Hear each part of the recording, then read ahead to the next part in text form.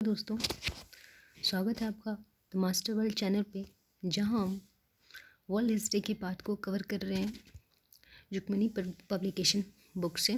ठीक है, चलिए स्टार्ट करते हैं बिना आप लोगों का वक्त गवाए।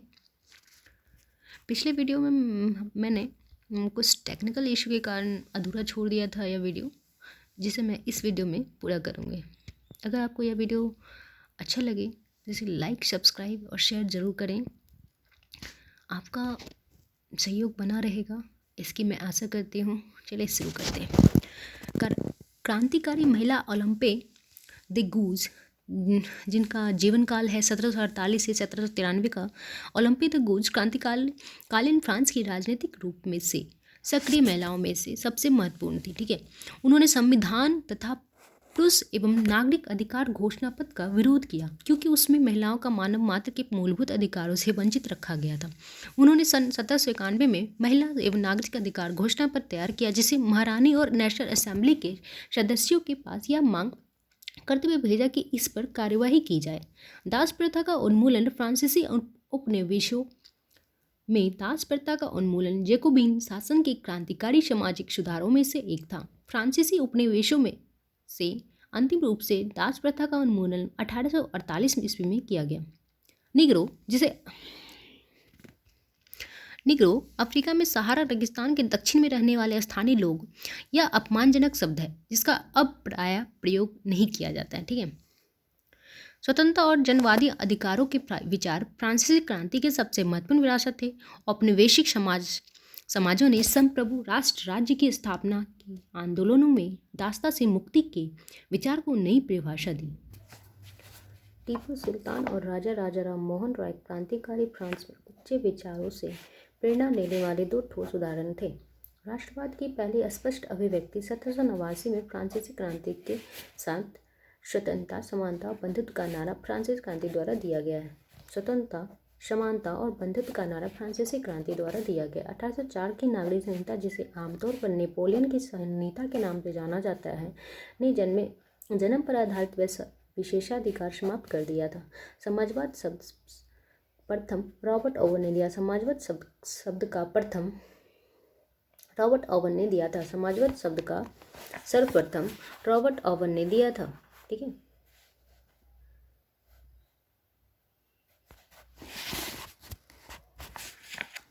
नेपोलियन को आधुनिक फ्रांस का जनक माना जाता है। नेपोलियन को आधुनिक फ्रांस का जनक माना जाता है। नेपोलियन कोड को नेपोलियन ने अपनी विजय अभियानों से अधिक महत्वपूर्ण और स्थायी बताया था। चलिए कुछ महत्वपूर्ण तिथियों को देखते हैं। 1797 नेपोलियन का इटली पर हमला। नेपोलियाई युद्धों की शुरुआत हुई है 1797। 1814 और 1815 में नेपोलियन का पतन। वियना शांति संधि हुआ। 1861 ईस्वी में यूनानी स्वतंत्रता के लिए संघर्ष प्रारंभ। 1848 में फ्रांस में क्रांति। आर्थिक परेशानी से ग्रस्त कारीगरों, औद्योगिक मजदूरों और किसानों की बगावत। मध्य वर्ग संविधान और प्रतिनिधित्वात्मक सरकार के गठन की मांग करता है। इतालवी, जर्मन, मैग्यार, पोलिश, चेक आदि राज्यों की मांग करते हैं। 1859 से 1870 में इटली का एकीकरण हुआ। 1859 से 70 में इटली का एकीकरण हुआ। 1866 से 1871 में जर्मनी का एकीकरण। 1905 में हैब्सबर्ग ओटोमन साम्राज्य में स्लाव राष्ट्रवाद मजबूत होता है। 1905 में हैब्स और ओटोमन साम्राज्य में स्लाव राष्ट्रवाद मजबूत होता है। और चैप्टर 2 है यूरोप में राष्ट्रवाद। इंग्लैंड के जाने माने उद्योगपति रॉबर्ट ओवन 1771 से 1758 ने इंडियाना अमेरिका में नया समन्वय के नाम से नए तरह के समुदाय की रचना का प्रयास किया। फ्रांस में लुई ब्लॉन्क 1811 से 1882 चाहते थे कि सरकार पूंजीवादी उद्यमों की जगह सामूहिक उद्यमों को बढ़ावा दे। कोऑपरेटिव ऐसे लोगों के समूह थे जो मिलकर चीजें बनाते थे और मुनाफा को प्रत्येक सदस्य द्वारा किए गए कामों के हिसाब से आपस में बांट लेते थे।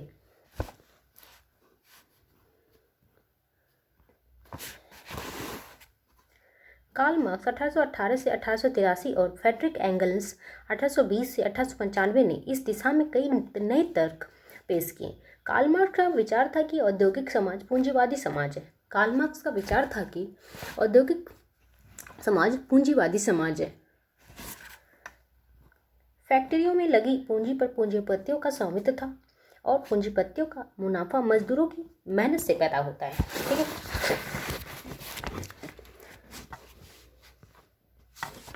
मार्क्स का निष्कर्ष था कि जब तक निजी पूंजीपति इसी तरह मुनाफा का संचय करते जाएंगे तब तक मजदूरों की स्थिति में सुधार नहीं हो सकता है।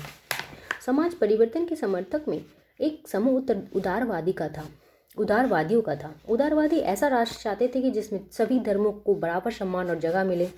इसके राष्ट्रपति रेडिकल समूह के लोग ऐसी सरकार के पक्ष में थे जो देश की आबादी के बहुमत के समर्थन पर आधारित हो।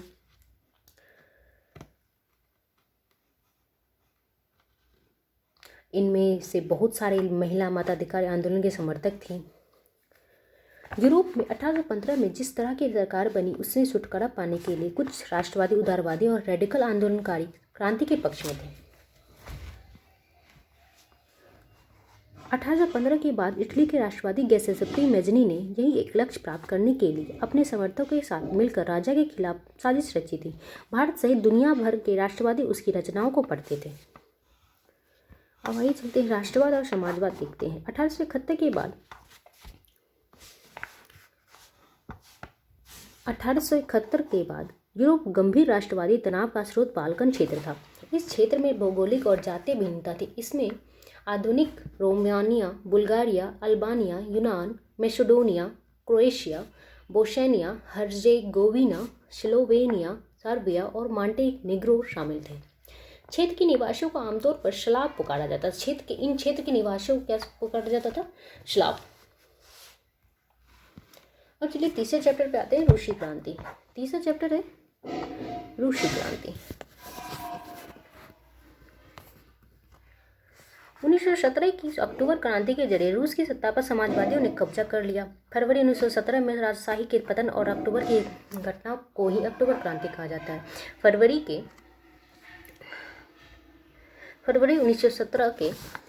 1917 के राजशाही के पतन अक्टूबर की घटना को अक्टूबर क्रांति के नाम से जाना जाता है। ठीक है। 1914 में रूस और उसके पूरे साम्राज्य पर जार निकोलस द्वितीय का शासन था। मॉस्को के आसपास पड़ने वाले भूक्षेत्र के अलावा आज के Finland, Latvia, Lithuania, Estonia, Poland, Ukraine व बेलारूस के कुछ हिस्से रूसी साम्राज्य के अंग थे। 20वीं सदी की शुरुआत में रूस की आबादी का एक बहुत बड़ा हिस्सा खेती बाड़ी से जुड़ा हुआ था। रूसी साम्राज्य के लगभग 85% जनता आजीविकों के लिए खेती पर ही निर्भर थी। 1914 में फैक्ट्री मजदूरों में औरतों की संख्या 31% थी, लेकिन उन्हें पुरुष मजदूरों के मुकाबले कम वेतन मिलता था।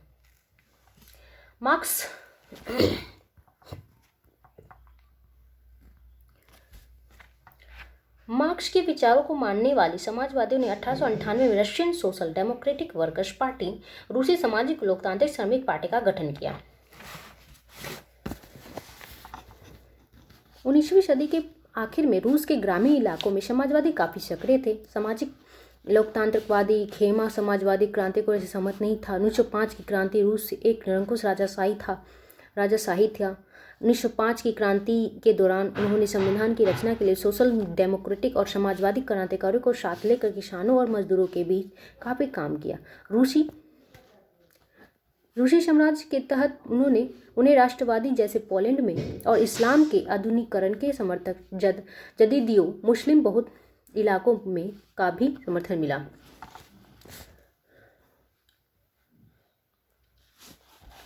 फरवरी 1917 में राजशाही को गद्दी से हटाने वाले क्रांति का झंडा पेट्रोग्राद की जनता के हाथों में था। अप्रैल 1917 में बोल्शेविकों के निर्वासित नेता व्लादिमीर लेनिन रूस लौट आए। लेनिन के नेतृत्व में बोल्शेविक 1914 से ही युद्ध का विरोध कर रहे थे। उनका कहना था कि अब सोवियतों को सत्ता अपने हाथों में लेनी चाहिए। लेनिन ने बयान दिया कि युद्ध समाप्त किया जाए, जारी सारी जमीन किसानों के हवाले की जाए और बैंकों का राष्ट्रीयकरण किया जाए। इन तीनों मांगों को लेनिन की अप्रैल थीसिस के नाम से जाना जाता है। लेनिन का अप्रैल थीसिस यही है। ठीक है। 16 अक्टूबर 1917 को लेनिन ने पेट्रोग्राद सोवियत और बोल्शेविक पार्टी को सत्ता पर कब्जा करने के लिए राजी कर लिया। सत्ता पर कब्जा के लिए लियोन ट्रोत्स्की ने नेतृत्व में सोवियत की ओर से एक सैनिक क्रांतिकारी समिति का गठन किया गया। इस बात का खुलासा नहीं किया गया कि योजना को किस दिन लागू किया जाएगा। अब चलिए कुछ महत्वपूर्ण तिथियां को देख लेते हैं फिर से। 1850 से 1880 में रूस में समाजवाद पर बहस चला। 1898 में Russian social democratic workers party की स्थापना की गई। 1905 में खूनी रविवार 1905 की क्रांति कहा गया है। 2 मार्च 1917 को जार निकोलस द्वितीय द्वारा पदत्याग किया गया। 24 अक्टूबर 1917 को पेट्रोग्राद में बोल्शेविक विद्रोह हुआ। 1918 से 20 में गृह युद्ध हुआ। 1919 में कॉमिंटर्न का गठन हुआ। 1929 में सामूहिकरण की शुरुआत हुई, ठीक है, जिसे कोलखेज कहते हैं। अब अक्टूबर के बाद क्या बदला, चलिए देखते हैं। बोल्शेविक निजी संपत्ति की व्यवस्था के पूरी तरह खिलाफ थे। ज़्यादातर उद्योगों और बैंकों का नवंबर 1917 में ही राष्ट्रीयकरण किया जा चुका था। उनका स्वामित्व और प्रबंधन सरकार के नियंत्रण में आ चुका था। बोल्शेविक पार्टी का नाम बदलकर रूसी कम्युनिस्ट पार्टी रख दिया गया। नवंबर 1917 में बोल्शेविकों ने संविधान सभा के लिए चुनाव कराए, लेकिन इन चुनावों में उन्हें बहुमत नहीं मिल पाया। जनवरी 1918 में असेंबली ने बोल्शेविकों के प्रस्ताव को खारिज कर दिया और लेनिन ने असेंबली बर्खास्त कर दी। ज्यादातर गैर रूसी राष्ट्रीयताओं को सोवियत संघ दिसंबर 1922 में रूसी साम्राज्य में से बोल्शेविकों द्वारा स्थापित किया गया। राज्य के अंतर्गत राजनीतिक स्वायत्तता दे दी गई। 1927 से 1928 के आसपास रूस के शहरों में अनाज का भारी संकट पैदा हो गया था। सरकार ने अनाज की कीमत तय कर दी थी। 1930 से 1933 की खराब फसल के बाद तो सोवियत इतिहास का सबसे बड़ा अकाल पड़ा, जिससे 40 लाख से ज़्यादा लोग मारे गए। 40 लाख से ज़्यादा लोग मारे गए थे।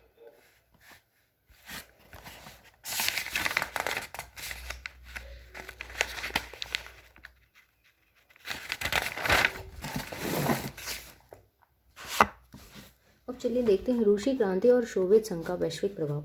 सोवियत संघ के अलावा भी बहुत सारे देशों के प्रतिनिधियों ने conference the people of the East सितंबर 1920 और बोल्शेविक द्वारा बनाए गए कॉमिंटर्न बोल्शेविक समर्थन समाजवादी पार्टी का अंतर्राष्ट्रीय महासंघ में हिस्सा लिया था। मित्र राष्ट्रों का नेतृत्व शुरू में ब्रिटेन और फ्रांस के हाथों में था। 1941 सोवियत संघ और अमेरिका में भी इस गठबंधन में शामिल हो गए। उन्होंने धुरी शक्तियों यानी जर्मन, इटली और जापान का मिलकर सामना किया। दूसरे विश्व युद्ध के साय में जर्मनी ने जनसंहार शुरू कर दिया, जिसके तहत यूरोप में रहने वाले कुछ खास नस्ल के लोगों को सामूहिक रूप से मारा जाने लगा। इस युद्ध में मारे गए लोगों को 60 लाख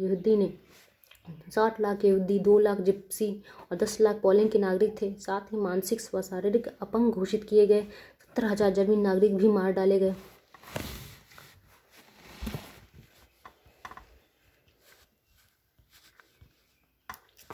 चलिए अब देखते हैं इटली और जर्मनी का एकीकरण।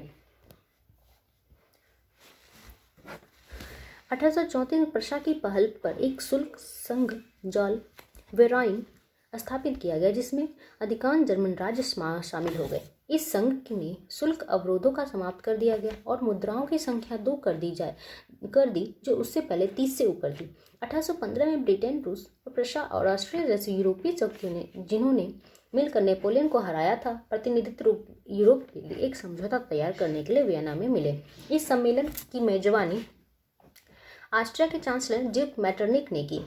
इसमें प्रतिनिधियों ने 1815 की वियना संधि तैयार की, जिसका उद्देश्य उन कई सारे बदलावों को खत्म करना था जो नेपोलियन युद्धों के दौरान हुए थे। जोसेफ मेज़नी का जन्म 1807 में जेनोवा में हुआ था। मेज़नी का जन्म 1807 में जेनोवा में हुआ था, ठीक है, और वह कार्बोनरी के गुप्त संगठन का सदस्य बन गया। 24 साल की युवावस्था में लिगोरिया में क्रांति करने के लिए उसे बहिष्कृत कर दिया गया। तत्पश्चात उसने 2 और भूमिगत संगठनों की स्थापना की। पहला था मोशई में यंग इटली और दूसरा बर्न में यंग यूरोप। यंग इटली 1831 में किया गया और यंग यूरोप 1834 में। मेज़नी का विश्वास था कि ईश्वर की मर्जी के अनुसार राष्ट्र ही मनुष्य की प्राकृतिक इकाई थी। मेज़नी का विश्वास था कि ईश्वर की मर्जी के अनुसार राष्ट्र ही मनुष्य की प्राकृतिक इकाई थी। चलिए अब आगे देखते हैं। मेटरनिक ने एक बार यह टिप्पणी की थी कि जब फ्रांस छींकता है तो बाकी यूरोप को सर्दी जुकाम होता है। ये जो कथन है, टिप्पणी है, ये मेटरनिक का है, ठीक है, कि जब फ्रांस छींकता है तो बाकी यूरोप को सर्दी जुकाम हो जाता है।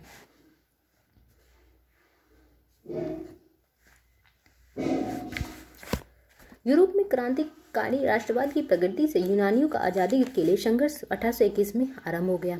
कवियों और कलाकारों ने यूनान में यूरोपीय सभ्यता का पालना बताकर प्रशंसा की और एक मुस्लिम साम्राज्य के विरुद्ध यूनान में संघर्ष के लिए जनमत जुटाया। अंग्रेज कवि लॉर्ड बायरन ने धन इकट्ठा किया और बाद में युद्ध में लड़ने भी गए, जहां 1824 में बुखार से उनकी मृत्यु हो गई। अंततः 1832 की कस्तुनतुनिया की संधि ने यूनान का एक स्वतंत्र राष्ट्र को मान्यता दी। जनवरी 1871 में वर्साई में हुए एक समारोह में प्रशा के राजा विलियम प्रथम को जर्मनी का सम्राट घोषित कर दिया गया। जर्मनी की तरह इटली में भी राजनीतिक विखंडन का एक लंबा इतिहास था। 19वीं सदी के मध्य में इटली 7 राज्यों में बटा हुआ था, जिनमें से केवल एक सार्डिनिया पिडमॉन्ट में एक इतालवी राजघराने का शासन था। 1830 के दशक में ज्यूसेप्पे मैज़्ज़नी ने एकीकृत इतालवी गणराज्य के लिए एक सुविचारित कार्यक्रम प्रस्तुत करने की कोशिश की थी। 1831 और 1848 में क्रांतिकारी विद्रोहों की असफलता से युद्ध के जरिए इतालवी राज्यों को जोड़ने की जिम्मेदारी सार्डिनिया पिडमॉन्ट के शासक विक्टर इमैनुएल द्वितीय पर आ गई थी। फ्रांस से सार्डिनिया पिडमॉन्ट की एक चतुर कूटनीतिक संधि, जिसके पीछे काउंट काबूर का हाथ था, से सार्डिनिया पिडमॉन्ट 1859 में ऑस्ट्रियाई बलों को हरा पाने में कामयाब हुआ। 1861 में एकीकृत इटली का राजा घोषित किया गया। इंग्लैंड और स्कॉटलैंड के बीच एक्ट ऑफ यूनियन 1707 से United kingdom of great Britain के गठन हुआ था। 1801 में आयरलैंड को बलपूर्वक यूनाइटेड किंगडम में शामिल कर लिया गया। वाइमर गणराज्य का जन्म चलिए देखते हैं। 20वीं शताब्दी के शुरुआती सालों में जर्मनी एक ताकतवर साम्राज्य था। उसने ऑस्ट्रियाई साम्राज्य के साथ मिलकर मित्र राष्ट्रों इंग्लैंड, फ्रांस, रूस के खिलाफ पहला विश्व युद्ध 1914 से 1918 में लड़ा था। ठीक है, फ्रांस और बेल्जियम पर कब्जा करके जर्मनी ने शुरुआत में सफलता हासिल की, लेकिन 1917 में जब अमेरिका भी मित्र राष्ट्रों में शामिल हो गया तो इस खेमे को काफ़ी ताकत मिली और आखिरकार नवंबर 1918 में उन्होंने केंद्रीय शक्तियों को हराने के बाद जर्मनी को भी घुटने टेकने पर मजबूत कर दिया। राजनीतिक रेडिकलवादी विचारों को 1923 के आर्थिक संकट से और बल मिला। आखिरकार 1923 में जर्मनी ने कर्ज और हर्जाना चुकाने से इनकार कर दिया। इसके जवाब में फ्रांसीसियों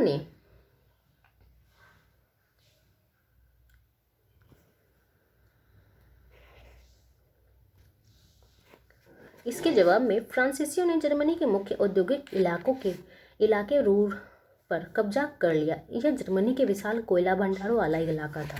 ठीक है, सन 1924 से 28 तक जर्मनी में कुछ स्थिरता रही, लेकिन यह स्थिरता मानो रेत की ढेर पर खड़ी थी। जर्मन निवेश और औद्योगिक गतिविधियों में सुधार मुख्यतः अमेरिका से लिए गए अल्पकालिक कर्जों पर आश्रित था। जब 29 अक्टूबर 1929 को वॉल स्ट्रीट एक्सचेंज धराशायी हो गया तो जर्मनी को मिल रही यह मदद भी रातों रात बंद हो गई। 1929 से 32 तक के अगले 3 सालों में अमेरिका का राष्ट्रीय आय केवल आधी रह गई। आर्थिक संकट ने लोगों में गहरी बेचैनी और डर पैदा कर दिया। जैसे जैसे मुद्रा का अवमूल्यन होता जा रहा था, मध्य वर्ग, खासतौर से वेतनभोगी कर्मचारी और पेंशनधारियों की बचत भी सिकुड़ती जा रही थी। समाज के इन तबकों को सर्वहाराकरण का भय सता रहा था। हिटलर का उदय कब हुआ, चलिए देखते हैं। 1889 में ऑस्ट्रिया में जन्मे हिटलर की युवावस्था बेहद गरीबी में गुजरी थी। ऑस्ट्रिया के किसमें जन्मे थे? ऑस्ट्रिया में जो हिटलर का जन्म हुआ था वो ब्रूना नाम का एक शहर था, वहाँ पे हुआ था। ठीक है, मगर किसी एग्ज़ाम में ये आ जाए कि हिटलर का जन्म कहाँ हुआ था, तो ऑस्ट्रिया के ब्रूना नामक शहर में हुआ था सन 20 अप्रैल 1889 में, ठीक है, 20 अप्रैल 1889 में। रोजी रोटी का कोई जरिया न होने के कारण पहले विश्व युद्ध की शुरुआत में उसने भी अपना नाम फौजी भर्ती के लिए लिखवा दिया था। भर्ती के बाद उसने अग्रिम मोर्चे पर संदेश वाहक का काम किया, कॉर्पोरल बना और बहादुरी के लिए उसने कुछ तमंगे भी हासिल किए। वर्साई की संधि ने तो उसे आग बबूला ही कर दिया। 1919 में उसने जर्मन वर्कर्स पार्टी नामक एक छोटी सी समूह की सदस्यता ली। धीरे धीरे उसने इस संगठन का अपना नियंत्रण कायम कर लिया और उसने नेशनल सोशलिस्ट पार्टी का नया नाम, या इसी पार्टी को बाद में नात्सी पार्टी के नाम से जाना जाता था। नात्सी पार्टी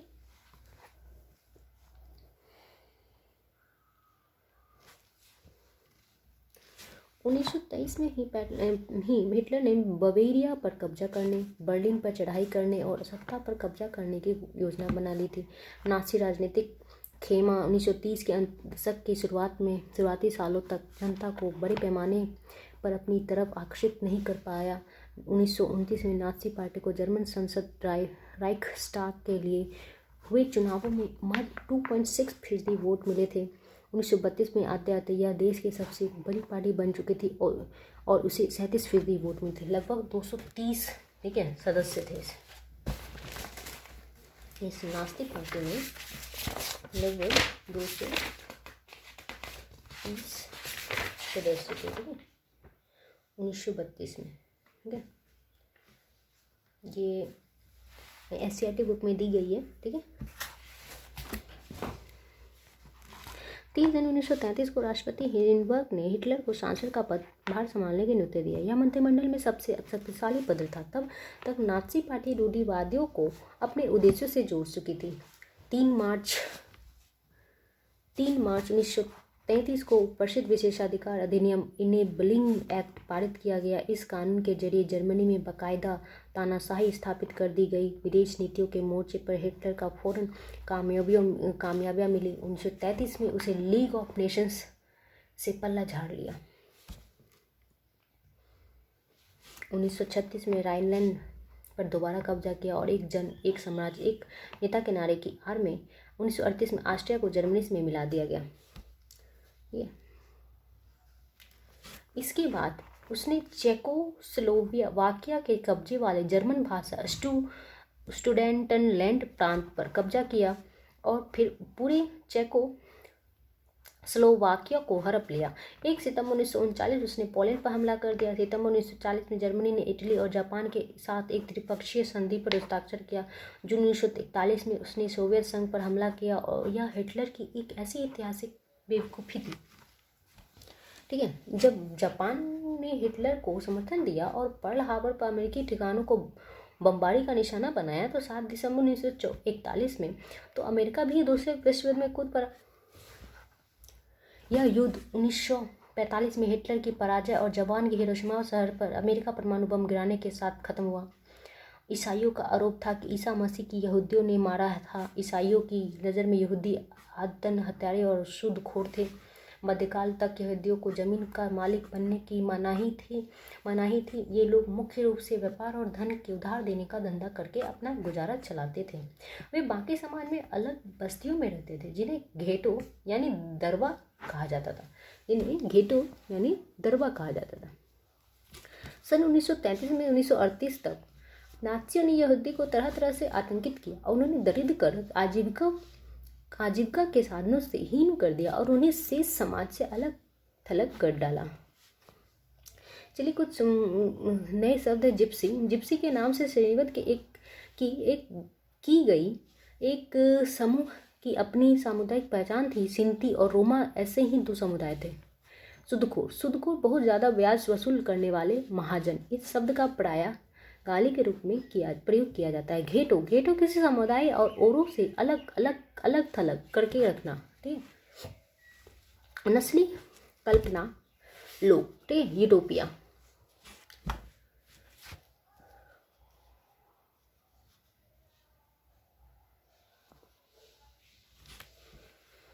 युद्ध के साय के नात्सी अपने कातिलाना नस्लवादी कल्पना लोक या आदर्शवाद विश्व के निर्माण में लग गए। जनसंहार और युद्ध एक ही सिक्के के दो पहलू बन गए। पराजित पोलैंड को पूरी तरह तहस नहस कर दिया गया था। उत्तर पश्चिमी पोलैंड का ज़्यादातर हिस्सा जर्मनी में मिला दिया गया। पोलैंड के लोगों को अपनी घर और माल असबाब छोड़कर भागने के लिए मजबूर किया गया ताकि जर्मनी के कब्जे वाले यूरोप में रहने वाले जर्मनों को वहां लाकर बसाया जा सके। इसके बाद पोलैंड वासियों को मवेशियों की तरह खदेड़ कर जनरल गवर्नमेंट नामक दूसरे हिस्से में पहुंचा दिया गया था। युगफोक 14 साल से कम उम्र वाले बच्चों के लिए नासी युवा संगठन था। ठीक है, युगफोक जो था 14 साल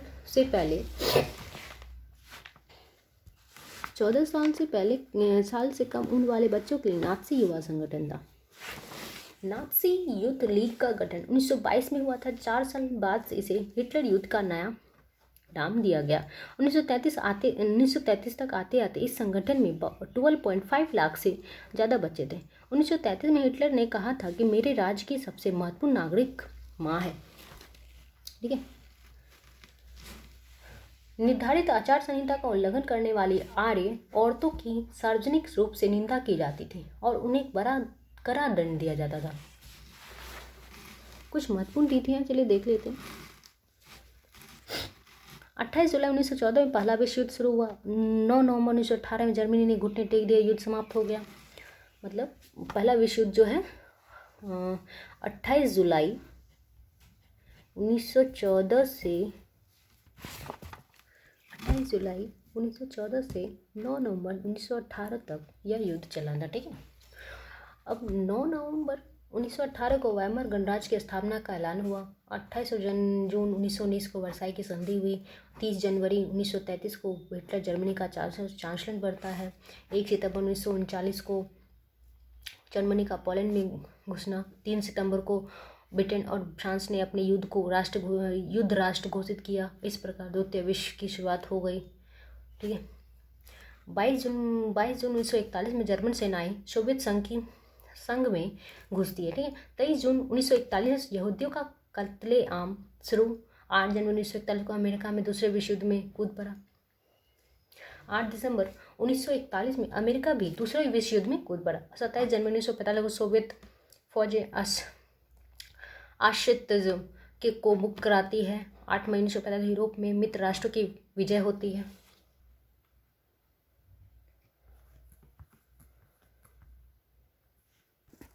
चलिए अब देखते हैं पांचवा टॉपिक है हमारा प्रथम विश्व युद्ध। 1914 में 2 यूरोपीय गठबंधनों के बीच युद्ध छिड़ गया। एक खेमे में जर्मनी, ऑस्ट्रिया और तुर्की केंद्रीय शक्तियां थी, तो दूसरे खेमे में फ्रांस, ब्रिटेन व रूस। बाद में इटली और रोमानिया भी इस खेमे में शामिल हो गए। इन सभी देशों के पास विशाल वैश्विक साम्राज्य थे, इसलिए यूरोप के साथ साथ यह युद्ध यूरोप के बाहर भी फैल गया था। इसी युद्ध को पहला विश्व युद्ध कहा जाता है। 1914 से 1916 के बीच जर्मनी और ऑस्ट्रिया में रूसी सेनाओं को भारी पराजय झेलनी पड़ी। अब आता है प्रथम विश्व युद्ध का कारण क्या था, चलिए देखते हैं। जर्मनी और इटली के एकीकरण के बाद उत्पन्न परिस्थितियों ने युद्ध में अविश्वास, असंतोष, गुटबाजी, सैन्यकरण, गुप्त संधि आदि को जन्म दिया। 1 सितंबर 1870 में फ्रांस और जर्मनी के बीच सेडान का युद्ध हुआ, जिसमें फ्रांस को पूर्णतः जर्मनी ने पराजित कर दिया।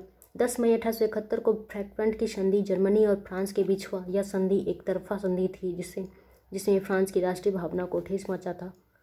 बिस्मार्क फ्रांस को मित्र राष्ट्र विहीन बनाए रखने के लिए गुप्त संधि का सहारा लिया। यूरोप में गुप्त संधि और गुटबंदी का जन्मदाता जर्मनी के चांसलर बिस्मार्क था, जो प्रथम विश्व का प्रारंभिक मूल कारण था। ठीक है, तो प्रथम विश्व युद्ध का प्रारंभिक मूल कारण क्या था कि यूरोप में गुप्त संधि और गुटबंदी का जन्मदाता जर्मनी के चांसलर बिस्मार्क था। यही कारण जो प्रारंभिक मूल कारण था। बिस्मार्क द्वारा फ्रांस के विरोध में 1882 में ट्रिपल अलायंस संधि बनाया गया, जिसमें जर्मनी, ऑस्ट्रिया, हंगरी और इटली भी शामिल हुआ।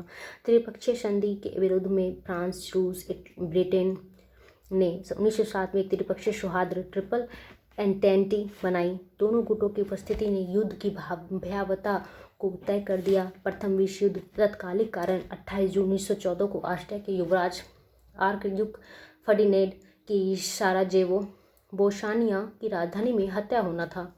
ऑस्ट्रिया ने इस घटना को के लिए सर्बिया को जिम्मेदार ठहराया। संयुक्त जांच आयोग के विषय पर मतभेद होने के कारण 28 जुलाई 1914 को ऑस्ट्रिया ने सर्बिया के खिलाफ युद्ध की घोषणा कर दी। रूस ने सर्बिया को पूर्ण सहायता का वचन दिया। युद्ध की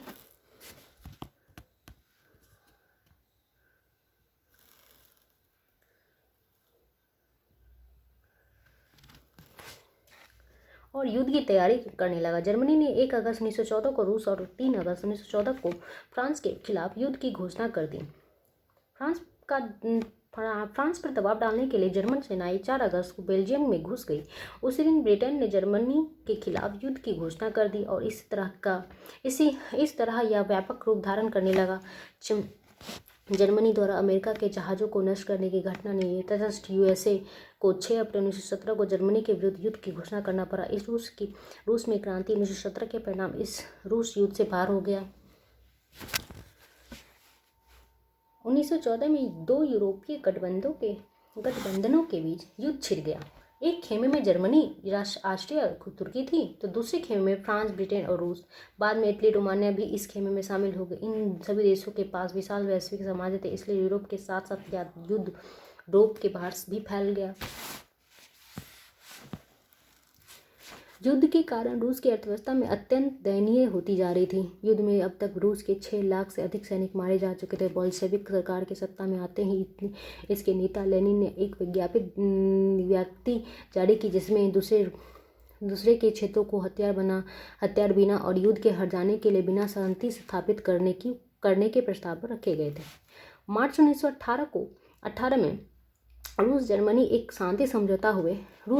का एक शांति समझौता हुआ और रूस युद्ध में पूर्णतः अलग हो गया। रूस का युद्ध से हट जाने के बाद युद्ध समाप्ति की आवाज़ें उड़ने लगी। युद्धरत देशों ने प्रकटता तो अपनी इच्छा नहीं जाहिर की, लेकिन इन देशों की जनता ने युद्ध के खिलाफ आवाज़ उठाना शुरू कर दिया। जगह जगह सैनिक विद्रोह होने लगे। जर्मनी के यू-नौका नामक पनडुब्बियों ने ब्रिटिश बंदरगाह की तरह जाने वाले जहाज़ों को डुबोना शुरू किया, जिसमें लुसितानिया नामक जहाज़ को डूबने से अमेरिका में भयंकर प्रतिक्रिया हुई, क्योंकि उसमें अमेरिकी नागरिक सवार थे। अमेरिका के मना करने पर भी जब जर्मनी ने अपनी कार्रवाई नहीं रोकी, तब अमेरिका ने 6 अप्रैल 1917 को जर्मनी के विरुद्ध युद्ध की घोषणा कर दी। अमेरिका के युद्ध में शामिल होने से युद्ध की स्थिति भी बदल गई। जुलाई 1918 में ब्रिटेन, फ्रांस और अमेरिका ने संयुक्त सैनिक अभियान आरंभ किया और जर्मनी तथा उसके सहयोगी देशों की हार होने लगी और एक एक कर सभी देश आत्मसमर्पण करने लगे। जर्मनी में भी क्रांति फूट पड़ी और जर्मनी एक गणराज्य बन गया। जर्मन सम्राट कैसर विलियम द्वितीय पलायन और हॉलैंड चल गया। इन नए जर्मन सरकार ने 11 नवंबर 1918 को विराम संधि पर हस्ताक्षर किए और इस प्रकार प्रथम विश्व युद्ध समाप्त हो गया। अमेरिका के राष्ट्रपति वुड्रो विल्सन ने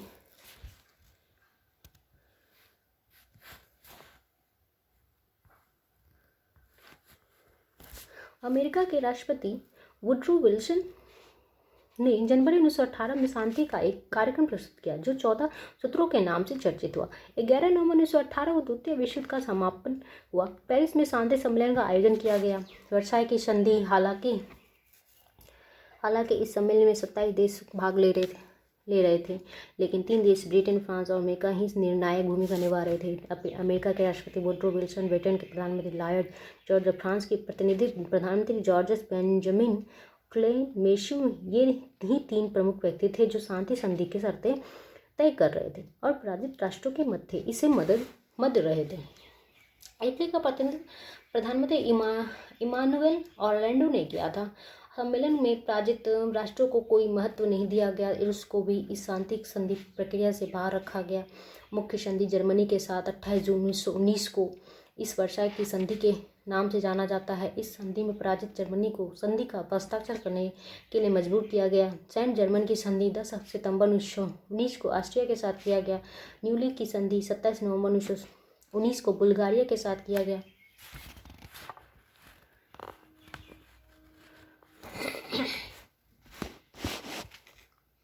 न्यूली की संधि 27 नवंबर 1919 को बुल्गारिया के साथ किया गया। ड्रायोन की संधि 4 जून 1920 को हंगरी के साथ किया गया। सेबर्स की संधि 10 अगस्त 1920 को तुर्की के साथ किया गया, जिसे 24 जुलाई 1923 में लानेज की संधि द्वारा संशोधित किया गया। पेरिस की शांति सम्मेलन में सबसे महत्वपूर्ण संधि वर्साई की संधि थी, जिसके बारे में फ्रांस के मार्शल कॉच ने कहा था कि यह संधि शांति नहीं, केवल 20 वर्षों का युद्ध विराम है। पेरिस के शांति सम्मेलन में सबसे महत्वपूर्ण संधि वर्साई की संधि थी, जिसके बारे में फ्रांस के मार्शल कॉच ने कहा था यह संधि शांति नहीं, केवल 20 वर्षों का युद्ध विराम है। इनका कथन सही साबित हुआ। द्वितीय विश्व युद्ध का मूल कारण वर्साई की संधि थी। शांति और सुरक्षा बनाए रखने हेतु भविष्य में युद्ध को रोकने के लिए राष्ट्रसंघ नामक अंतर्राष्ट्रीय संस्था बनाई गई, जिसका मुख्यालय जिनेवा स्थापित किया गया।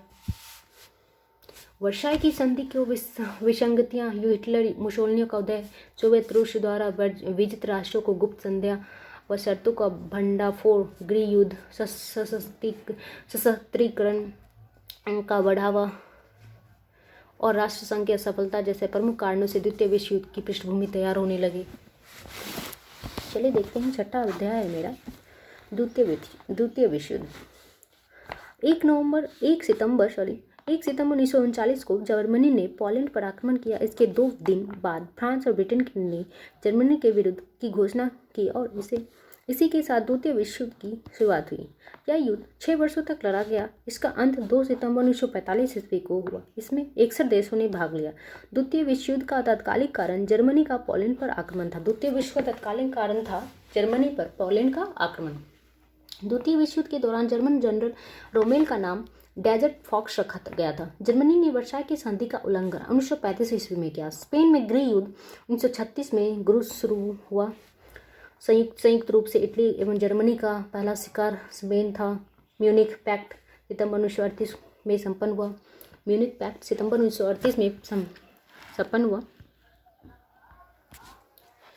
जर्मनी द्वारा सोवियत संघ पर आक्रमण करने की योजना की ऑपरेशन बारबोसा कहा गया है। जर्मनी द्वारा सोवियत संघ पर आक्रमण करने की योजना को ऑपरेशन बारबोसा कहा गया है। 23 अगस्त 1939 को जर्मनी और सोवियत संघ के बीच आक्रमण समझौते पर हस्ताक्षर हुए। जर्मनी ने रूस पर समझौता उल्लंघन का आरोप लगाकर उस पर 22 जून 1941 ईस्वी में आक्रमण कर दिया। फरवरी 1943 में रूसी सेना जर्मनी को हटाने में सफल हुई। जर्मनी की ओर से द्वितीय विश्व युद्ध में 10 जून 1940 ईस्वी को इटली ने प्रवेश किया। अमेरिका का द्वितीय विश्व युद्ध में प्रवेश 8 दिसंबर 1941 को हुआ। इसका कारण जापान द्वारा 7 दिसंबर 1941 का हवाई द्वीप स्थित पर्ल हार्बर के अमेरिकी नौसैनिक अड्डे पर जबरदस्त हमला किया था। द्वितीय विश्व युद्ध के समय इंग्लैंड का प्रधानमंत्री विंस्टन चर्चिल एवं अमेरिका का राष्ट्रपति फ्रैंकलिन डी रूजवेल्ट था। इंग्लैंड की शानदार अलगाववाद की नीति का विचारक सैली सैवरी था। वर्साई की संधि को आरोपित संधि के नाम से जाना जाता है। वर्साई की संधि को आरोपित संधि के नाम से जाना जाता है। द्वितीय विश्व में जर्मनी के पराजय का श्रेय रूस को दिया जाता है। मित्र राष्ट्रों के सामूहिक प्रयासों ने 6 जून 1944 को जर्मनी सेना परास्त हो गई। 7 मई 1945 के इसने आत्मसमर्पण कर दिया। द्वितीय विश्व युद्ध के दौरान अमेरिका ने 6 अगस्त 1945 ईस्वी को जापान पर अणुबम का प्रयोग किया। इस युद्ध में मित्र राष्ट्रों द्वारा पराजित होने वाली अंतिम देश जापान था। अमेरिका ने 6 अगस्त 1945 ईस्वी को हिरोशिमा पर लिटिल बॉय यूरेनियम 235 था। 9 अगस्त 1945 को नागासाकी पर फैटमैन प्लूटोनियम 239 नामक एक एटम बम गिराया। यूरोप में द्वितीय विश्व युद्ध का अंत 8 मई 1945 को तब हुआ जब जर्मनी ने बिना शर्त आत्मसमर्पण कर दिया। 15 अगस्त 1945 को एशिया में भी दूसरा विश्व युद्ध समाप्त हो गया जब जापानी साम्राज्य ने आत्मनिर्भर करना स्वीकार कर लिया। इस घोषणा पर 2 सितंबर 1945 को यदो की खाड़ी स्थित अमेरिकी युद्धपोत मिसूरी पर मित्र राष्ट्रों के सर्वोच्च सेनापति मैक आर्थर के समक्ष जापान ने हस्ताक्षर किए।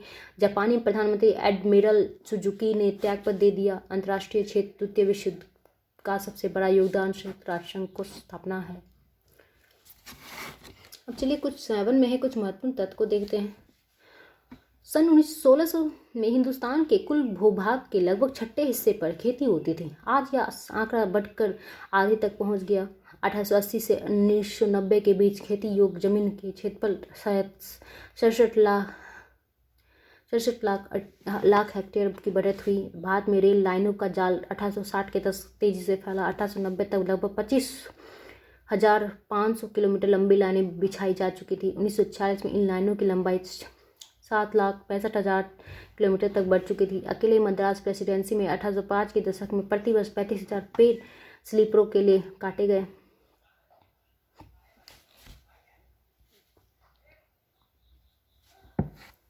आइए चलिए अब देखते हैं व्यावसायिक वानिकी की शुरुआत कैसे हुई। जहाज और रेल की पटरियां बिछाने के लिए अंग्रेजों को जंगलों की जरूरत थी। अंग्रेजों को इस बात की चिंता थी कि स्थानीय लोगों द्वारा जंगलों का उपयोग व व्यापारियों द्वारा पेड़ों की अंधाधुंध कटाई से जंगल नष्ट हो जाएंगे। इसलिए उन्होंने डाइट्रिच बैडनरेश नामक जर्मनी विशेषज्ञ को इस विषय पर मशविरे के लिए बुलाया और उसे देश का पहला वन महानिदेशक नियुक्त किया गया। ब्रैंड्रिश ने 1864 में भारतीय वन सेवा की स्थापना की और 1865 के भारतीय वन अधिनियम के सूत्रबद्ध करने में सहयोग दिया। इंपीरियल फॉरेस्ट रिसर्च इंस्टीट्यूट की स्थापना 1906 ईस्वी में देहरादून में हुई। 1865 में वन अधिनियम के लागू होने के बाद इसमें 2 बार संशोधन किए गए, पहले 1878 में और फिर 1927 में। 1878 वाले अधिनियम में जंगलों को 3 श्रेणियों में बांटा गया: आरक्षित, सुरक्षित व ग्रामीण। सबसे अच्छे जंगलों को आरक्षित वन कहा गया। यूरोपीय उपनिवेशवाद का सबसे गहरा प्रभाव झूम और घुमंतू खेती की प्रथा पर दिखाई पड़ता है। एशिया, अफ्रीका व दक्षिण अमेरिका के अनेक भागों में यह खेती का एक परंपरागत तरीका है। इसके कई स्थानीय नाम हैं, जैसे दक्षिण पूर्व एशिया में लादांग, मध्य अमेरिका में मिल्पा, अफ्रीका में चितमेन या ताबी व श्रीलंका में चेना। हिंदुस्तान में घुमंतू खेती के लिए धया, पैंदा, बेवर, नेवर, झूम, पोड़ू, खदनाद और कुमड़ी ऐसे कहीं कुछ स्थानीय नाम हैं। चलिए अब नए व्यापार, नए रोजगार और नई सेवाएं देखते हैं। जंगलों पर वन विभाग का नियंत्रण स्थापित हो जाने से लोगों को कई तरह के नुकसान हुए, लेकिन कुछ लोगों को व्यापार के नए अवसरों का लाभ भी मिला। हिंदुस्तान में वन उत्पादों का व्यापार कोई अनोखी बात नहीं थी। मध्यकाल से ही आदिवासी समुदाय द्वारा बंजारा आदि घुमंतू समुदाय के माध्यम से हथियारों और दूसरे सामान जैसे खाल, सींग, रेशम के कोए, हाथी दांत, बांस, मसाले, रेशे, घास, गोंद और राल के व्यापार के सबूत मिलते हैं। ब्रिटिश सरकार ने कई बड़ी यूरोपीय व्यापारिक कंपनियों को विशेष इलाकों में वन उत्पादों को व्यापार की इजाज़तदारी सौंप दी। इस प्रक्रिया में मद्रास प्रेसिडेंसी के कोराबा में कराचा व येरुकुलम जैसे अनेक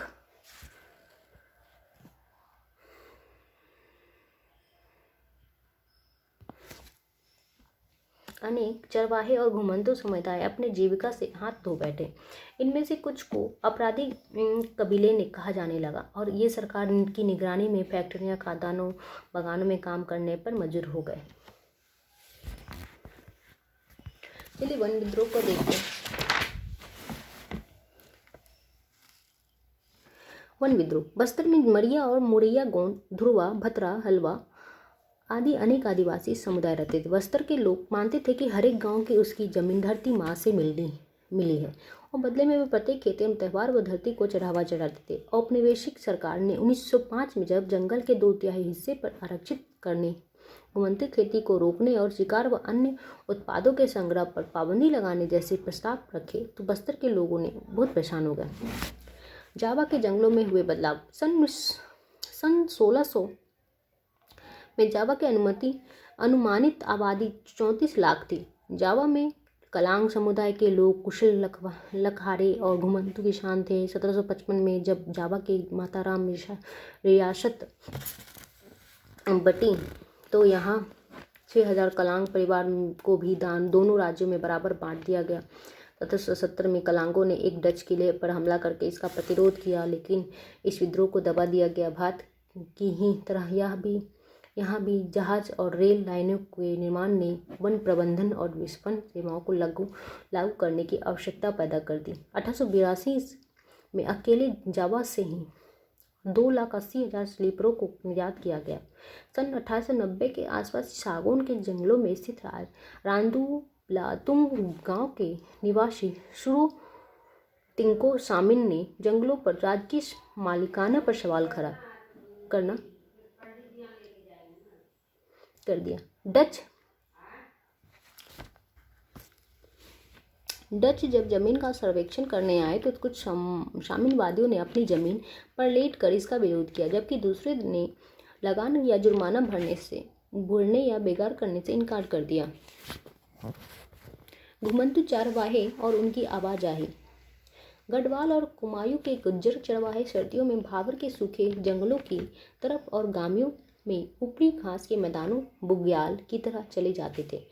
धनगर महाराष्ट्र का एक जाना माना चरवाहा समुदाय है। 20वीं सदी की शुरुआत में इस समुदाय की आबादी लगभग 4,67,000 थी। उनमें से ज़्यादातर गड़िए या चरवाहे थे। हालांकि कुछ लोग कंबल और चादरें भी बनाते थे, जबकि कुछ भैंस पालते थे। यहाँ गोल्ला समुदाय के लोग गाय भैंस पालते थे, जबकि कुरबा समुदाय भेड़ बकरियां पालते थे और हाथ के बुने कंबल बेचते थे। चरवाहों में एक जाना पहचाना नाम बंजारा का भी था। बंजारे उत्तर प्रदेश, पंजाब, मध्य प्रदेश, महाराष्ट्र के कई इलाकों में रहते थे।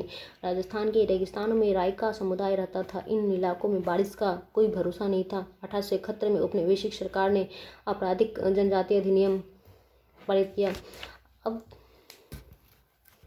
अब चलिए देखते हैं अफ्रीका में चरवाहा जीवन। अफ्रीका की तरफ चले जहाँ दुनिया की आधी से ज़्यादा चरवाहा आबादी रहती है। आज भी अफ्रीका के लगभग 2.25 करोड़ लोग रोजी रोटी के लिए किसी न किसी तरह की चरवाही गतिविधियों पर आश्रित हैं। इनमें बेदुइन्स, बर्बेश, मासाई, सोमाली, बोरान और तुर्काना जैसे जाने माने समुदाय भी शामिल हैं। मासाई पशुपालक मोटे तौर पर पूर्वी अफ्रीका के निवासी हैं। इनमें से लगभग 3 लाख दक्षिणी कीनिया और करीब 1,50,000 तंजानिया में रहते थे।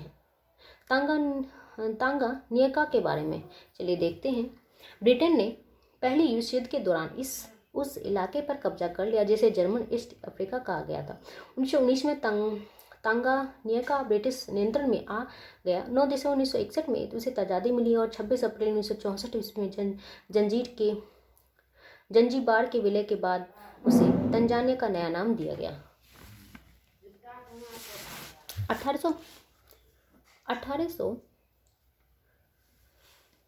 1825 में ब्रिटिश कीनिया और जर्मन तांगानिका के बीच एक अंतर्राष्ट्रीय सीमा खींचकर मार्साई लैंड के 2 बराबर टुकड़े कर दिए गए। सेरेंगेटी नेशनल पार्क का 14,760 वर्ग किलोमीटर से भी ज़्यादा क्षेत्रफल मसाइयों के चारागाहों पर कब्जा करके बनाया गया था। रेशम मार्ग सिल्क मार्ग नामक से पता चलता है कि इस मार्ग से पश्चिम को भेजे जाने वाले चीनी रेशम का कितना महत्व था। जमीन या समुद्र से होकर गुजरने वाले ये रास्ते न केवल एशिया के विशाल क्षेत्रों को जहाँ एक दूसरे से जोड़ने का काम करते थे, बल्कि एशिया को यूरोप और उत्तरी अफ्रीका से जोड़ते थे। इसी रास्ते से चीनी पॉटरी जाती थी और इसी रास्ते में भारत व दक्षिण पूर्व एशिया के कपड़े व मसाले दुनिया के दूसरे भागों में पहुँचते थे। वापसी में सोने चांदी जैसे कीमती धातुएं यूरोप में एशिया पहुंचती थी।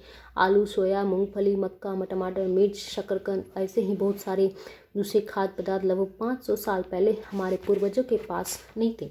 ये खाद्य पदार्थ यूरोप और एशिया में तब पहुंचे जब क्रिस्टोफर कोलंबस गलती से उन अज्ञात महाद्वीप में पहुंच गया था तथा जिन्हें बाद में अमेरिका के नाम से जाना जाने लगा। यहाँ अमेरिका का मतलब उत्तरी अमेरिका, दक्षिण अमेरिका और कैरिबियन की द्वीप समूह सभी से है। आयरलैंड के गरीब काश्तकार तो आलू पर इस हद तक निर्भर हो चुके थे कि जब 1840 के दशक के मध्य में लेट ब्लाइट बीमारी के कारण आलू की फसल खराब हो गई तो लाखों के लोग भूखमरी के कारण मौत के मुंह में चले गए। 18वीं शताब्दी के काफ़ी समय बीत जाने के बाद भी चीन और भारत को दुनिया के सबसे धनी देशों में गिना जाता था। एशियाई व्यापार भी उन्हीं का दबदबा था, लेकिन विशेषज्ञों का मानना था कि 15वीं सदी के से चीन ने दूसरे देशों के साथ अपने संबंध कम करना शुरू कर दिए और दुनिया से अलग थलग पड़ने लगा।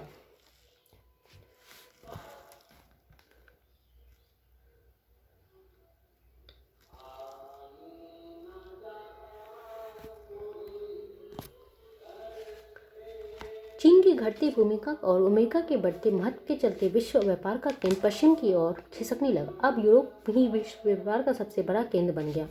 विश्व अर्थव्यवस्था का उदय कैसे हुआ, चलिए देखते हैं। 18वीं सदी के आखिरी दशकों में ब्रिटेन की आबादी तेजी से बढ़ने लगी थी। कृषि उत्पाद महंगे होने लगे। दूसरी तरफ बड़े भूस्वामियों के दबाव में सरकार ने मक्का के आयात पर भी पाबंदी लगा दी। जिन कानूनों के सहारे सरकार ने यह पाबंदी लागू की थी उन्हें कॉर्न लॉ कहा जाता था। 19वीं सदी के मध्य से ब्रिटेन की औद्योगिक प्रगति काफ़ी तेज रही, जिससे लोगों की आय में वृद्धि हुई, जिससे लोगों की ज़रूरतें बढ़ी। खाद्य पदार्थों का और भी ज़्यादा मात्रा में आयात होने लगा। पूर्वी यूरोप, रूस, अमेरिका और ऑस्ट्रिया दुनिया के हर हिस्से में ब्रिटेन का पेट भरने के लिए ज़मीनों को साफ करके खेती की जाने लगी। 19वीं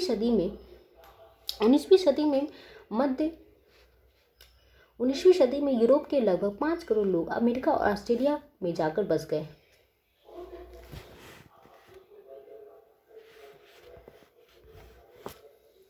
1890 तक एक वैश्विक कृषि अर्थव्यवस्था सामने आ चुकी थी। इस घटना के साथ ही श्रम विस्थापन रुझानों, पूंजी प्रवाह, पारिस्थितिकी और तकनीक में गहरे बदलाव आ चुके थे। 1820 से 1914 के बीच विश्व व्यापार में 25 से 40 गुना वृद्धि हो चुकी थी। इस व्यापार में लगभग 60% हिस्सा प्राथमिक उत्पादों यानी गेहूं और कपास जैसे कृषि उत्पादों तथा कोयले जैसे खनिज पदार्थों का था। 1870 के दशक तक अमेरिका से यूरोप को मांस का निर्यात नहीं किया जाता था। उस समय के केवल जिंदा जानवर ही भेजे जाते थे, जिन्हें यूरोप ले जाकर ही काटा जाता था। लेकिन जिंदा जानवर बहुत ज़्यादा जगह घेरते थे। बहुत सारे तो लंबे सफ़र में मर जाते थे या बीमार पड़ जाते थे। बहुतों का वजन गिर जाता था या वे खाने के लायक नहीं रह जाते थे। इसी वजह से मांस खाना एक महंगा सौदा था और यूरोप के गरीब को की पहुंच से बाहर था। 19वीं सदी की आखिरी दशकों में यूरोपियों की बीजों से बहुत सारे कष्टदायक आर्थिक, सामाजिक और पारिस्थितिकीय परिवर्तन आए और अपने विश्व समाज को विश्व अर्थव्यवस्था में समाहित कर लिया गया।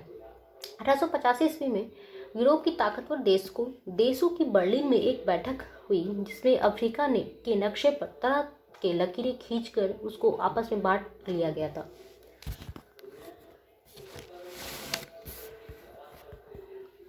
चलिए अब देखते हैं मध्य अफ्रीका में सर हेनरी मॉर्टन स्टैनली के बारे में। सर स्टैनली एक पत्रकार और खोजी थे।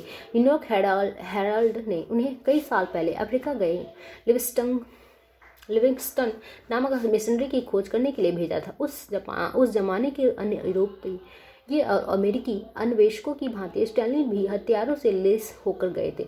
उन्होंने वहां जाकर स्थानीय शिकारी योद्धाओं, मजदूरों को इकट्ठा किया, स्थानीय कबीलों के साथ लड़ाइयाँ लड़ी, अफ्रीकी भीड़ भूदृश्य की पड़ताल की और विभिन्न इलाकों के नक्शे बनाए।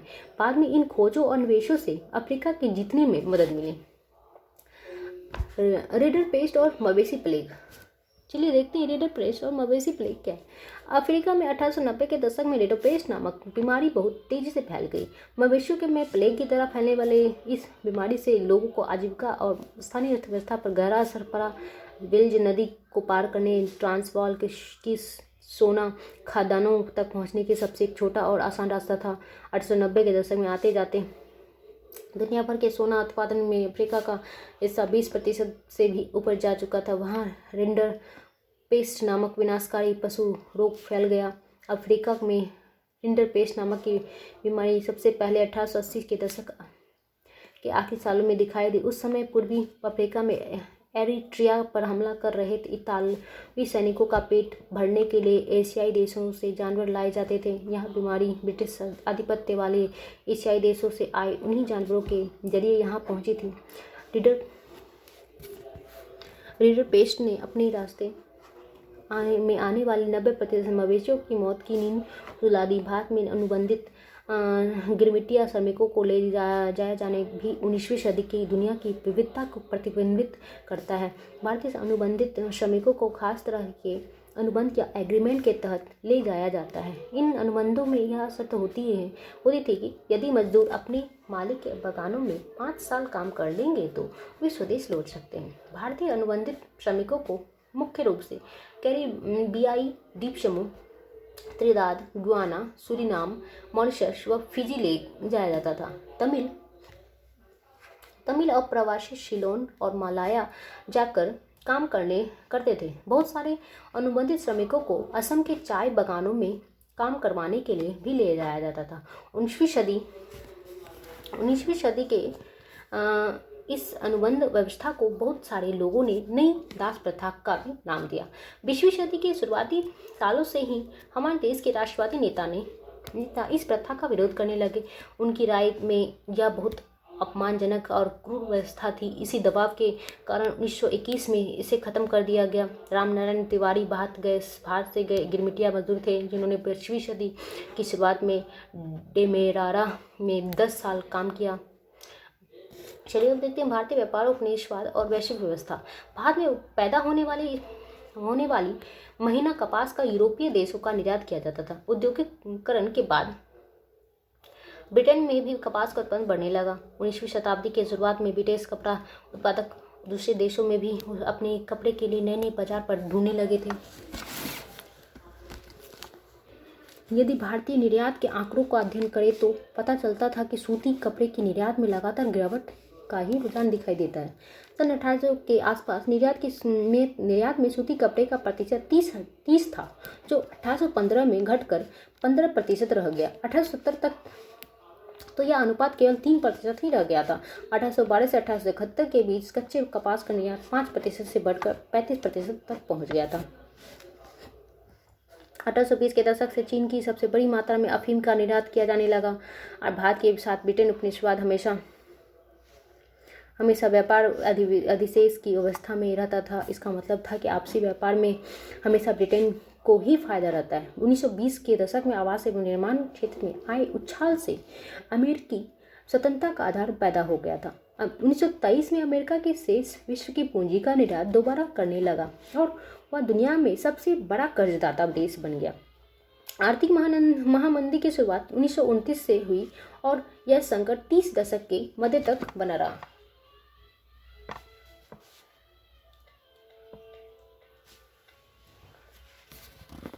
चलिए अब देखते हैं भारत और महामंदी। भारत और महामंदी, यदि हम इस बात पर ध्यान दें कि महामंदी से भारत पर क्या असर पड़ा तो इस बात को अच्छी तरह से समझ सकते हैं कि 20वीं सदी की शुरुआत तक वैश्विक अर्थव्यवस्था कितनी एकीकृत हो चुकी थी। दुनिया के एक हिस्से में पैदा होने वाले संकट की कपकपाहट बाकी हिस्सों तक भी पहुंच जाती है और इसे दुनिया भर में लोगों की जिंदगी, अर्थव्यवस्थाएं और समाज प्रभावित ही होते थे। 1928 से 1934 के बीच देश के आयात और निर्यात घटकर लगभग आधे रह गए। जब अंतर्राष्ट्रीय बाजार में कीमत गिरने लगी तो यहाँ भी कीमतें नीचे आ गई। 1928 से 1934 के बीच भारत में गेहूं की कीमत 50% गिर गई। बंगाल के टाट का निर्यात बंद हो गया। कच्चे पटसन की कीमतों में 60% से ज़्यादा गिरावट आ गई। 1931 में मंदी अपने चरम पर थी। ग्रामीण भारत असंतोष और उथल पुथल के दौर से गुजर रहा था। उसी समय महात्मा गांधी ने सविनय अवज्ञा आंदोलन शुरू कर दिया। विश्व में अर्थव्यवस्था पर पुनर्निर्माण देखते हैं। चलिए, युद्धोत्तर काल इसे कहते हैं। पहला विश्व युद्ध 1914 से 18 में खत्म होने के केवल 2 दशक बाद दूसरा विश्व युद्ध 1939 से 45 शुरू हो गया। यह युद्ध में 2 बड़े खेमों के बीच था। एक गुट में धुरी शक्तियां मुख्य रूप से नाजी जर्मनी, जापान और इटली थी, तो दूसरा खेमा मित्र राष्ट्र ब्रिटेन, सोवियत संघ, फ्रांस, अमेरिका के नाम से जाना जाता था। इस जंग के कारण प्रत्यक्ष और अप्रत्यक्ष रूप से करीब 6 करोड़ लोग मारे गए थे।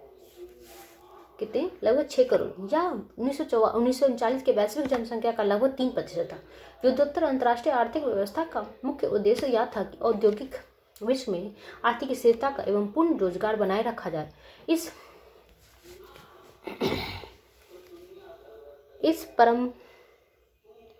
परिवर्क पर जुलाई 1944 में अमेरिका स्थित न्यू हैम्पशर के ब्रिटेन वुड्स नामक स्थान पर संयुक्त राष्ट्र मौद्रिक एवं वित्तीय सम्मेलन में सहमति बनी थी।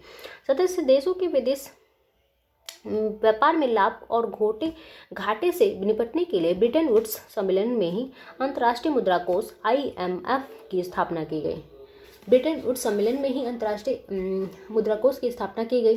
युद्धोत्तर पुनर्निर्माण के लिए पैसे का इंतजाम करने के वास्ते अंतर्राष्ट्रीय पुनर्निर्माण एवं विकास बैंक, जिसे आम बोलचाल की में विश्व बैंक कहा जाता है, का गठन किया गया। इसी वजह से विश्व बैंक और IMF को ब्रिटेन वुड्स संस्थान या ब्रिटेन वुड्स और ब्रिटेन वुड्स की जुड़वा संतान भी कहा जाता है। इसी आधार पर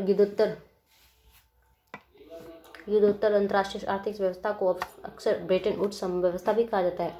विश्व बैंक और IMF 1947 में औपचारिक रूप से काम करना शुरू किया।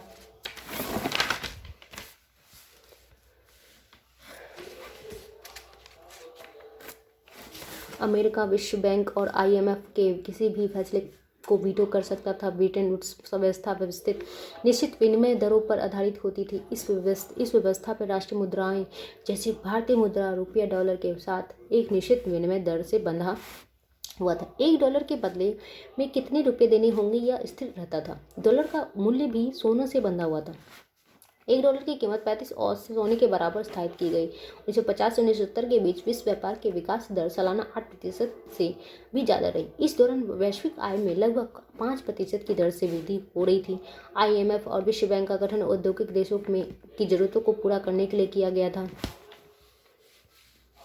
औपनिवेशिकरण के बहुत साल बीत जाने के बाद बहुत सारे नवस्वाधीन राष्ट्रों को अर्थव्यवस्थाओं पर भूतपूर्व औपनिवेशिक शक्तियों का ही नियंत्रण बना हुआ था। कई बार अमेरिका जैसे अन्य शक्तिशाली देशों की बहुराष्ट्रीय कंपनियां भी विकासशील देशों के प्राकृतिक संसाधनों का बहुत कम कीमत पर दोहन करने लगती है।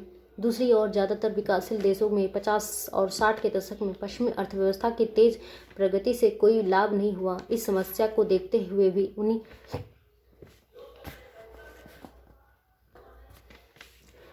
इस समस्या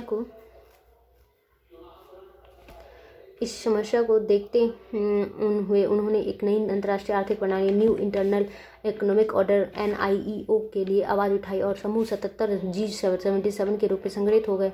60 के दशक से ही विदेशों में अपनी गतिविधियों को भारी लागत ने अमेरिका की वित्तीय और प्रतिस्पर्धा क्षमता को कमजोर कर दिया था। सोने की तुलना में डॉलर की कीमत गिरने लगी थी। अंततः स्थिर विनिमय दर की व्यवस्था विफल हो गई और प्रवाहमयी अस्थिर विनिमय दर की व्यवस्था शुरू की गई। चीन 1949 की क्रांति के बाद विश्व अर्थव्यवस्था से अलग थलग ही था, परंतु चीन में नई आर्थिक नीतियाँ 1978 और सोवियत खेमे के बिखराव तथा पूर्वी यूरोप में सोवियत शैली की व्यवस्था समाप्त हो जाने के पश्चात बहुत सारे देश दोबारा विश्व अर्थव्यवस्था का अंग बन गए। चलिए देखते हैं कारखानों का उदय। इंग्लैंड में सबसे पहले 1730 के दशक में कारखाना खुले, लेकिन उनकी संख्या में तेजी से इजाफा 18वीं सदी के आखिर में हुआ। कपास नए युग का पहला प्रतीक था। 19वीं सदी के आखिर में कपास के उत्पादन में भारी बढ़ोतरी हुई और 1760 में ब्रिटेन अपने कपास उद्योग की जरूरतों को पूरा करने के लिए 25 लाख पाउंड कच्चे कपास का आयात करता था। 1787 में यह आयात बढ़कर 220 लाख पाउंड तक पहुंच गया। यह इजाफा उत्पादन की प्रक्रिया में बहुत सारे बदलावों का परिणाम था। आइए ये देखें कि ये बदलाव कौन से थे।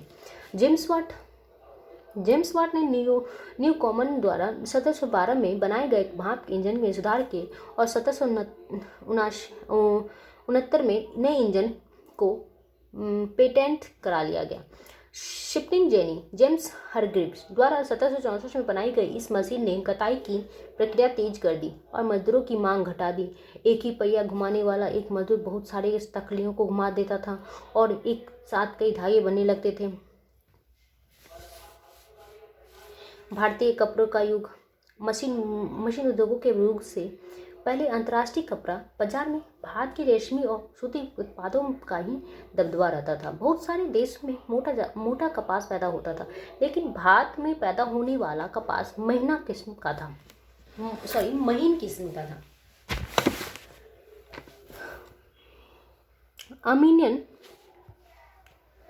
आर्मीनियन और फारसी सौदागर पंजाब से अफगानिस्तान, पूर्वी फारस और मध्य एशिया के रास्ते यहाँ की चीज़ें लेकर जाते थे। मुख्य पूर्व औपनिवेशिक बंदरगाह से फलता फूलता समुद्री व्यापार चलता था। गुजरात के तट पर स्थित सूरत बंदरगाह के जरिए भारत खाड़ी और लाल सागर के बंदरगाहों से जुड़ा हुआ था। कोरामंडल तट पर मछलीपट्टनम और बंगाल में हुगली के माध्यम से दक्षिण पूर्वी एशियाई बंदरगाहों के साथ खूब व्यापार चलता था। भारत में मैनचेस्टर का आना।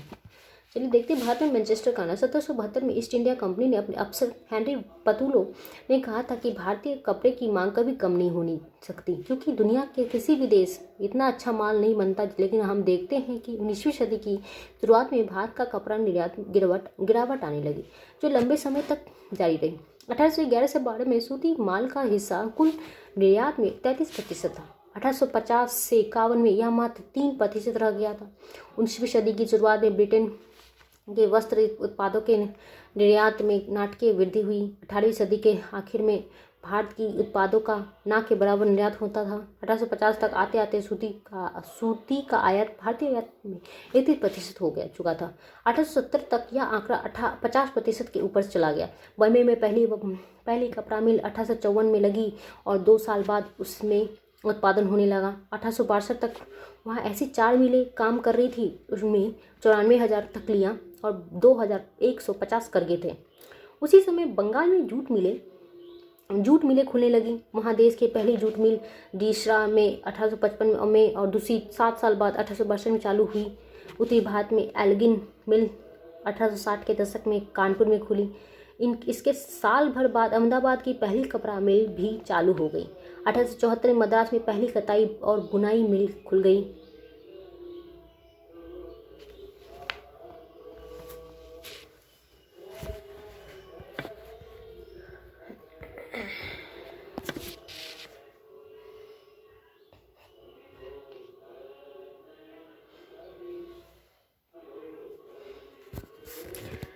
जीजी भोये एक पारसी बुनकर के बेटे थे। अपने समय के बहुत सारे लोगों की तरह उन्होंने भी चीन के साथ व्यापार और जहाज रानी का काम किया था। उनके पास जहाज़ों का एक विशाल बेड़ा था। अंग्रेज और अमेरिका जहाज कंपनियों के साथ प्रतिस्पर्धा के कारण 1850 के दशक तक उन्हें सारे जहाज बेचने पड़े। बंगाल में द्वारकानाथ टैगोर ने चीन के साथ व्यापार में खूब पैसा कमाया और वे उद्यमों में निवेश करने लगे। 1830 से 40 के दशक में उन्होंने 6 संयुक्त उद्यम कंपनी लगा ली और 1840 के दशक में आई व्यापक व्यावसायिक संकटों में और औरों के साथ साथ टैगोर के उद्यम भी बैठे गए। बम्बई में डेनशॉ पेटिट और आगे चलकर देश में विशाल औद्योगिक साम्राज्य स्थापित करने वाले जमशेदजी नुसरवानजी टाटा जैसे पारसियों ने आंशिक रूप से चीन को निर्यात करके आंशिक रूप से इंग्लैंड को कच्ची कपास निर्यात करके पैसा कमा लिया था।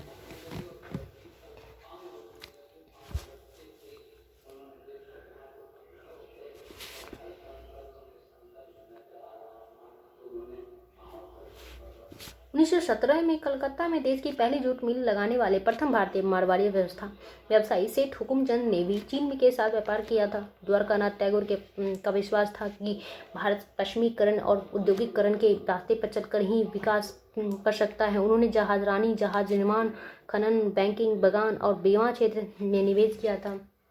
पहले विश्व युद्ध तक यूरोपीय प्रबंधकीय एजेंसियों भारतीय उद्योगों के विशाल क्षेत्र का नियंत्रण करती थी। इनमें बड़े हिगलर्स एंड कंपनी, एंड्रयू यूल और जॉर्डन स्किनर एंड कंपनी सबसे बड़ी कंपनियां थी।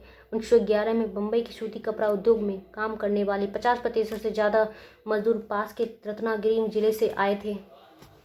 अगस्त 1907 में जे.एन. टाटा ने जमशेदपुर में भारत का पहला लौह एवं इस्पात संयंत्र स्थापित किया। भारत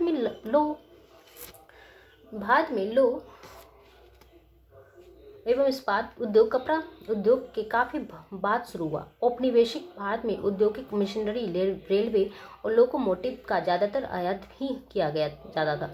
इसे स्वतंत्रता मिलने तक भारी उद्योग कोई खास आगे नहीं बढ़ सकता था। उद्योगपति नए मजदूरों को भर्ती के लिए प्रायः एक जॉबर रखते थे। जॉबर कोई पुराना और विश्वस्त कर्मचारी होता था। जब वह अपने गांव से लोगों को लाता था, उन्हें काम का भरोसा देता था, उन्हें शहर में जमने के लिए मदद देता था और मुसीबत में पैसे भी मदद करता था। 1900 से 1912 के भारत में सूती कपड़े का उत्पादन दोगुना हो गया। टिस्को द्वारा 1911 से पिग आयरन और फरवरी 1912 से लौह इस्पात का उत्पादन प्रारंभ हुआ। 1941 तक भारत में 35% से ज़्यादा हथकरघों में फ्लाइट्स लगे होते थे। त्रावणकोर, मद्रास, मैसूर, कोचीन, बंगाल आदि क्षेत्र में ऐसे हथकरघे 70 से 80% थे। फ्लाई शटल क्या है, चलिए देखते हैं। यह रस्सियों और पुलियों के जरिए चलने वाला एक यांत्रिक औजार है जिसका बुनाई के लिए इस्तेमाल किया जाता था। यह क्षैतिज धागे ताना द वेव्ड को लंबवत धागे बाना द रैप को में पिरो देता था। फ्लाई शटल के आविष्कार से बुनकरों को बड़े करघे चलाना और चौड़े अरज का कपड़ा बनाने में काफ़ी मदद मिली। मुद्रण संस्कृति और आधुनिक दुनिया देखते हैं, चलिए। मुद्रण संस्कृति और आधुनिक दुनिया। मुद्रण की सबसे पहली तकनीक चीन, जापान, कोरिया में विकसित हुई। यह छपाई हाथ से होती थी। तकरीबन 594 ईस्वी से चीन में स्याही लगे कांट के ब्लॉक या तख्ती पर कागज को रगड़ कर किताबें छापी जाने लगी थी। चीनी बौद्ध प्रचारक 1768 से 1770 के ईस्वी के आसपास छपाई की तकनीक लेकर जापान आए। जापान की सबसे पुरानी 868 ईस्वी में छपी पुस्तक डायमंड सूत्र है, जिसमें पाठ के साथ साथ काट पर खुदे चित्र है।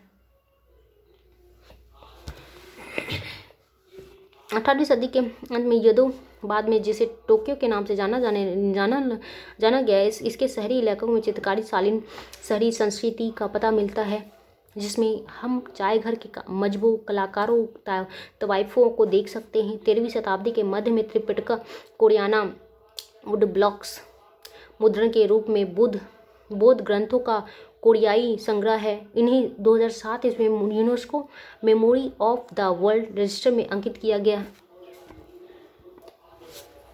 अब कितागावा उतामारो 1753 में ईस्वी में एदो में पैदा हुए उतामारो ने उकिया तैरती दुनिया के चित्र नामक एक नई चित्रकला शैली में अहम योगदान किए, जिनमें आम शहरी जीवन का चित्रण किया गया। 11वीं सदी में चीनी कागज भी उसी रास्ते में वहां पहुंचा। कागज ने कातबियों या मुंशियों द्वारा सावधानीपूर्वक लिखी गई पांडुलिपियों के उत्पादन को मुमकिन बनाया। 1995 ईस्वी में मार्को पोलो नामक महान खोजी यात्री ने चीन में काफ़ी साल तक खोज करने के बाद इटली वापस लौटा। गुटेनबर्ग और प्रिंटिंग प्रेस गुटेनबर्ग के पिता व्यापारी थे और वह खेती की एक बड़ी रियासत में पल बढ़कर बड़ा हुआ। वह बचपन से ही तेल और जैतून पेरने की मशीन देखता आया था। बाद में उसने पत्थर पर पॉलिश करने की कला सीखी, फिर सुनारी, और अंत में उसने शीशे को इच्छित आकृतियों में गठन में महारत हासिल कर ली।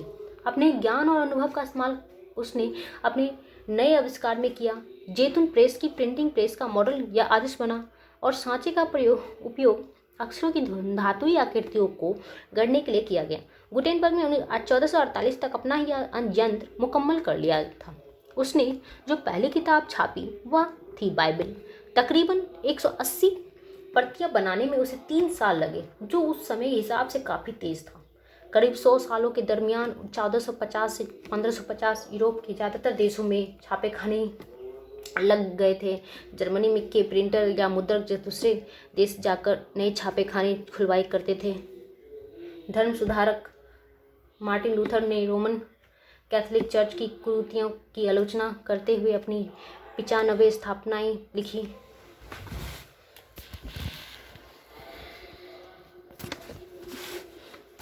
इसकी एक छपी प्रति विटेनबर्ग के गिरजाघर के दरवाजे पर टांगी गई। इसमें लूथर ने चर्च के शास्त्रार्थ के लिए चुनौती दी थी। जल्द ही लूथर के लेख बड़ी तादाद में छापे और पढ़े जाने लगे। इसके नतीजे में चर्च में विभाजन हो गया। प्रोटेस्टेंट धर्म सुधार की शुरुआत हुई। कुछ ही हफ्तों में न्यू टेस्टामेंट के लूथर के तर्जुमे या अनुवाद की 5000 प्रतियां बिक गई और 3 महीने के अंदर दूसरा संस्करण निकालना पड़ा। प्रिंट के प्रति तहे दिल से कृतज्ञ लूथर ने कहा, मुद्रण ईश्वर की दी गई हुई महानतम देन है, सबसे बड़ा तोहफा। 16वीं सदी की इटली के एक किसान मनोकिया ने अपने इलाके में उपलब्ध किताबों को पढ़ना शुरू कर दिया।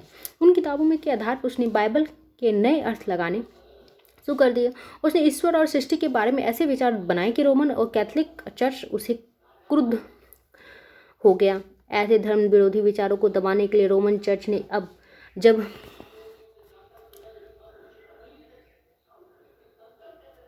जब इनक्विजिशन धर्म द्रोही का दुरुस्त करने वाली संस्था शुरू किया तो मेनोकिया को 2 बार पकड़ा गया और आखिरकार उसे मौत की सज़ा दी गई। 18वीं सदी के अंत में यूरोप के कुछ हिस्सों में तो साक्षरता दर 60 से 80% तक हो गई थी। इंग्लैंड में पेनी चैप बुक्स या पेशिया किताबें बेचने वाले को चैपमैन कहा जाता था।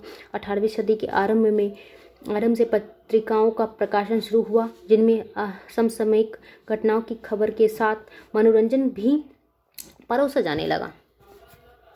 18वीं सदी में फ्रांस के उपन्यासकार लुई सेबेस्तिये मर्सेई ने घोषणा की कि छापाखाना प्रकृति का सबसे ताकतवर औजार है।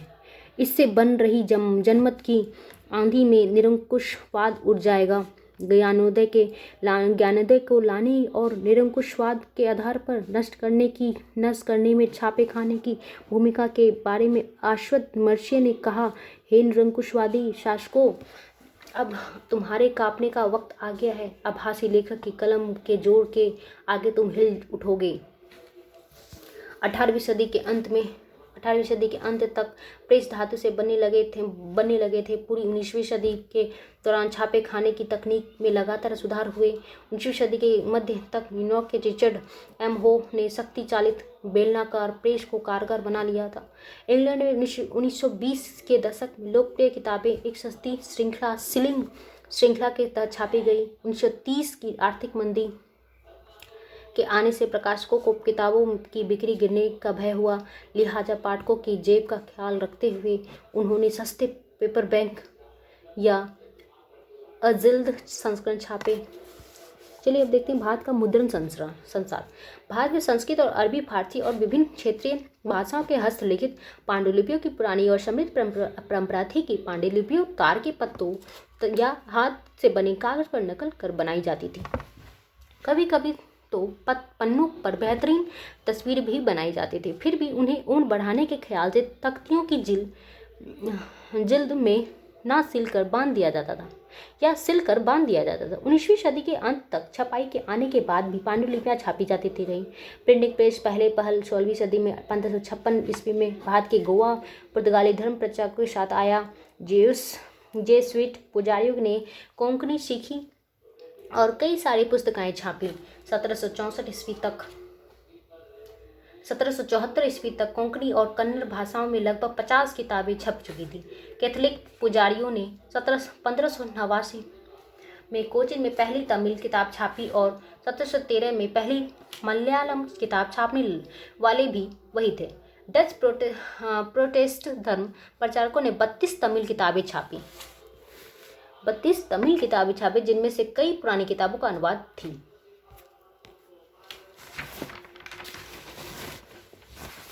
जेम्स ऑगस्टम हिक्की ने 1780 में द बंगाल गजट नामक एक साप्ताहिक पत्रिका का संपादन शुरू किया, जिसने खुद को यूं परिभाषित किया कि हर किसी के लिए खुली एक व्यावसायिक पत्रिका जो किसी के प्रभाव में नहीं है।